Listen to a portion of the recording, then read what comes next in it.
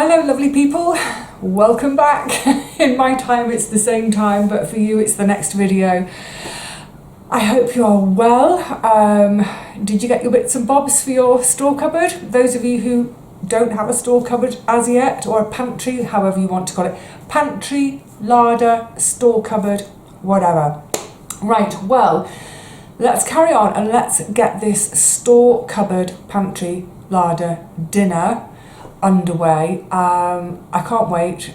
I love all the ingredients. It should be a good one. Let's start off as usual with all of the ingredients, and they're all going to come, apart from one I've cheated, but they're basically going to come from the store cupboard. You can probably do this yourself tonight. Let's have a look at them.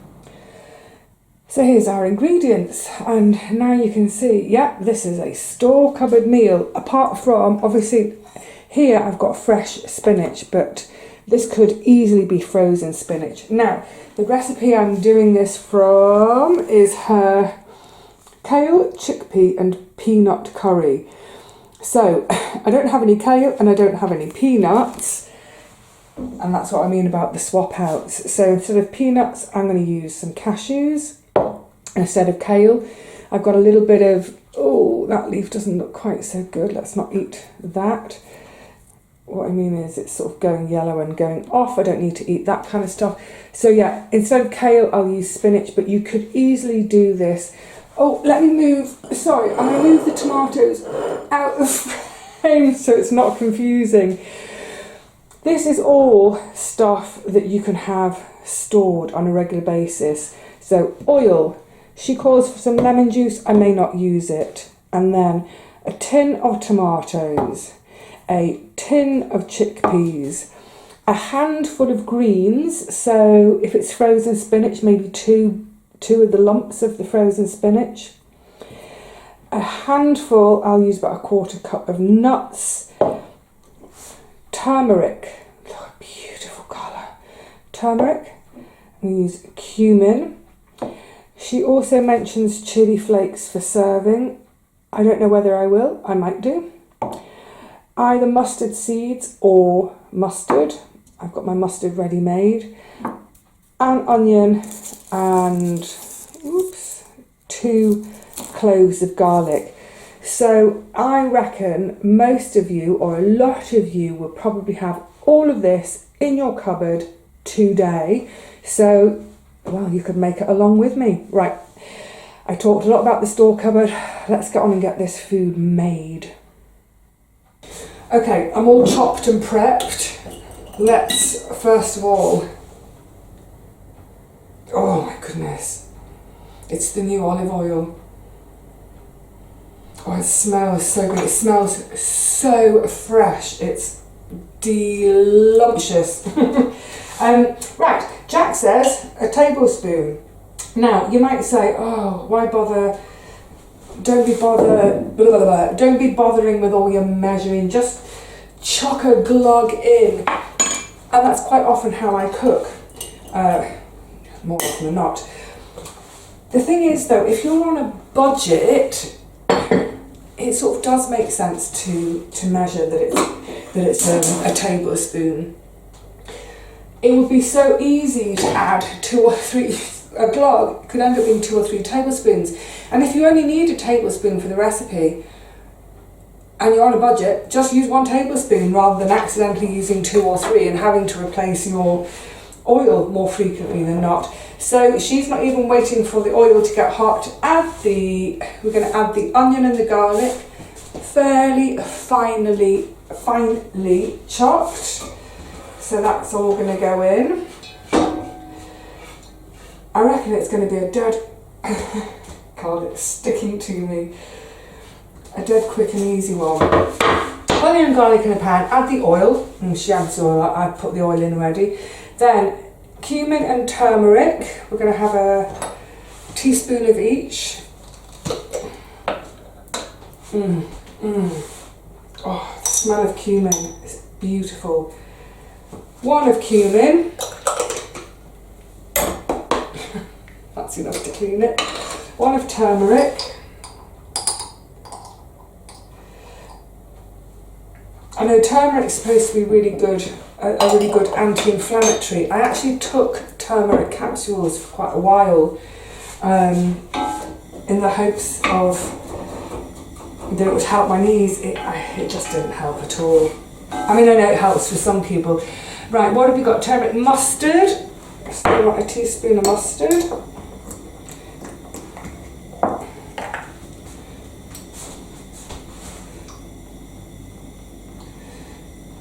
The mustard's gone down quite a lot. That might go on the shopping list this week. The reason the mustard has gone down so much is because I've made that florets and mustard soup about 4 times now. A little bit of oil remaining. What else? So we're going to soften that over a low heat. Great. And as she says, what I like about her cookbooks as well is she talks to us. So it says, don't be tempted to turn up the heat. What does she say? Don't be tempted to crank up the heat to make it happen more quickly. You'll burn the spices. And also, let's not hurry this process. This smell is lovely. So they're going to do their thing for 5 or 10 minutes. Let's just pop the lid on. In the meantime, I'm going to have ready, I've got my tin of chickpeas. I've already drained and rinsed them. The tomatoes are ready, because once this has all had its softening time of about 10 minutes, then everything's going to go in. So that will be, let's just move the things we don't need so we're not cluttered. So once they've softened, in there's going to go tomatoes, the chickpeas, the fistful of kale in the recipe, but I'm using the spinach instead, and the nuts. So I'm going to use, pop those all there, I'm going to use a quarter cup. Hang on, let me decide how much I want to use. Yeah, I'm going to go with a quarter cup instead of half cup. I just had a massive deja vu then, that's so weird. Partly cashews are expensive, so I'm just literally going to use a quarter cup. Partly they're expensive, but also they are pretty calorie dense. With things like nuts and seeds, I always portion them when I eat them these days, because they're so, I love nuts. Nuts are my absolute, I'm just going to get my pestle and mortar. Nuts are one of my absolute favourites. But I could completely mindlessly eat a whole bag, like a 200 gram bag. Yeah, so just be mindful of that with the nuts, that they're really good for us, but they are nutrient dense, so go easy. And all I'm doing, I've just popped them in the pestle and mortar I just want to crack them down a bit. I'm not I'm sort of crushing them. I'm just cracking them down into smaller pieces, so that once I've made my dinner and portioned it out, I'm hoping that I might get 3 portions from this.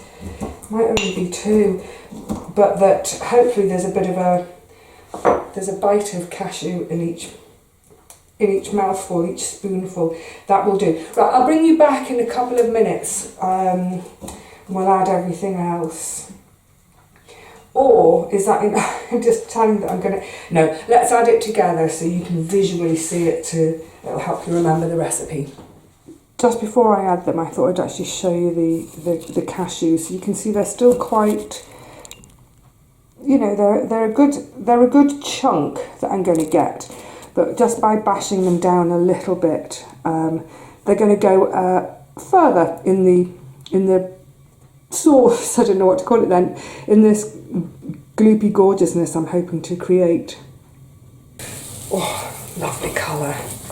The smell, gosh, I wish you could smell it. It's gorgeous. So that's, oh gosh, I got spice steam in my eyeball. You can see that's, well, you can't see maybe, but it has softened down. So now let's add tin of Toms. There'll be a little bit left over. Oh, I should have heated some water. Let's pop the kettle on. So obviously there's a bit of tomato in there, so you can either go at it with your spatula, but actually the easiest thing, and what I normally will do, is I'll just pop a bit of hot water in there, just a tiny bit, to get the rest of that tomato out. I've paid for it, I want to use it. Oh, colour. Chickpeas, as I say, they have been rinsed and drained.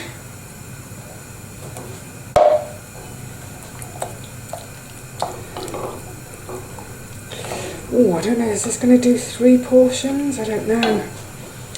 And the cashew nuts, cashew, bless you. Actually, because I'm just boiling the kettle to get the rest of that tomato. Oh, this is going to be gorgeous. To get the rest of the tomato out of the bottom of that can, I could add a little bit extra to just make this go a bit further. And now for my fistful. She says a fistful of greens. Is that a fistful? Might as well all go in. It's left over. So what I will also do, probably, possibly, I'm not sure, it depends how big or small the portion is. I suppose one could serve this with rice. I wasn't intending to. But what I possibly will do, hang on, let's just get the lid back on. I'll possibly serve it with some steamed broccoli. Pop the lid back on, then let that heat wilt the spinach, and then I can give it a good stir around. I'll add as you can hear, the kettle is starting to come to the boil in the background. I'll add that last bit from the can, and then we'll come back in a few minutes and see how it's looking.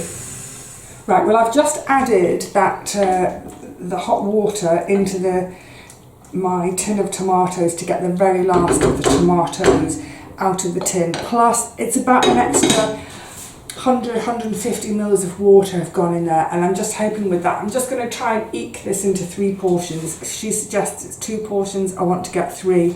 Now, the other thing I've forgotten to say is that this is on the lowest of low heat, on my smallest of small burners. This is a low and slow cook, so a minimum of 20 minutes. She talks about an hour, but she also talks about budget, and that's why I like her book so much, is she acknowledges that this is all about those of us who we haven't got much, we've got to make the most of it, that having something on the hob for an hour is perhaps, it's just prohibitively expensive. So she talks about, getting it up to a good hot heat, 20 minutes, then taking it off the heat, wrap your pan with some sort of lid on it in your dressing gown, and it'll carry on cooking. So it's like a straw bale oven, or as I have, my Dutch oven. So yeah, I'll let this simmer for, just very gently simmer for 20 minutes or so. Then lid on, well, the lid's going to stay on anyway. Heat off, and just leave it and leave it and leave it and leave it. And then I'm going to reheat a portion tonight for my dinner. So actually, I don't know if I'll wait till dinner time. I might have to try a little bit with you this morning. See you for a taste test shortly, I hope. Right, well, it's been on the stove for an hour. Oh, see, it's still, I don't know if you get a sense of how much steam just came up then. Oh yeah, that's looking lovely. So it had, I can't remember, oh, hang on, I need to swap hands. I don't know if I said, once all the ingredients were in, to bring it up to the boil, get it good and hot and boiling, and then turn it back down to a simmer, lid on, and heat on for 20 minutes, and then heat off with lid on, and it sat then for another sort of half an hour, 40 minutes. Right, let's have a taste. Now, I'm not going to have a full bowl full because I haven't even had my breakfast yet, but I do want to have a taste. Come on, let's get some down us. I'm getting excited, but I'm also a bit shivery. I just suddenly feel a bit cold again. Right, here goes. I want to make sure I get a little bit of everything. I shouldn't need to fluff it.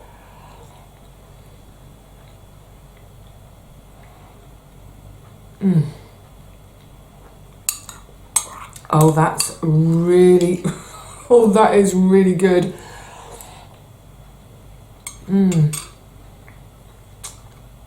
Sorry, excuse me. That is really yummy. That's very, I didn't add the chili flakes to serve as she suggested, but that's got a gorgeous, just the turmeric and the cumin and the mustard, that really lovely infusion of warmth from the spices.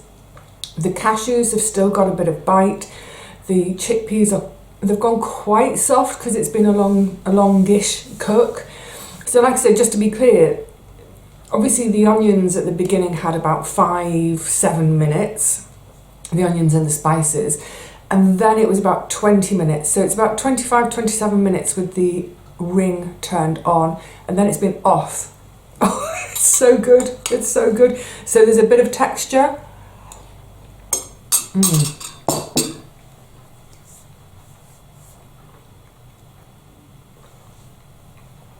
Also with the cook, the sort of the acidity of the tomatoes has mellowed too. That is an incredibly lovely mellow bowl of comfort. Now, I think that will easily do 4 portions. So I did add a little bit of water, about 150 mils or so. I think it will easily do 4 portions, especially if you were serving it with rice. I probably won't bother, but what I might do is when I have it for my dinner tonight, I might steam some broccoli as well, because although there is that little bit of spinach in there, it's not a lot of green. So I think this and some steamed spinach, it's going to be gorgeous. I might do some rice as well. A really big dinner for once.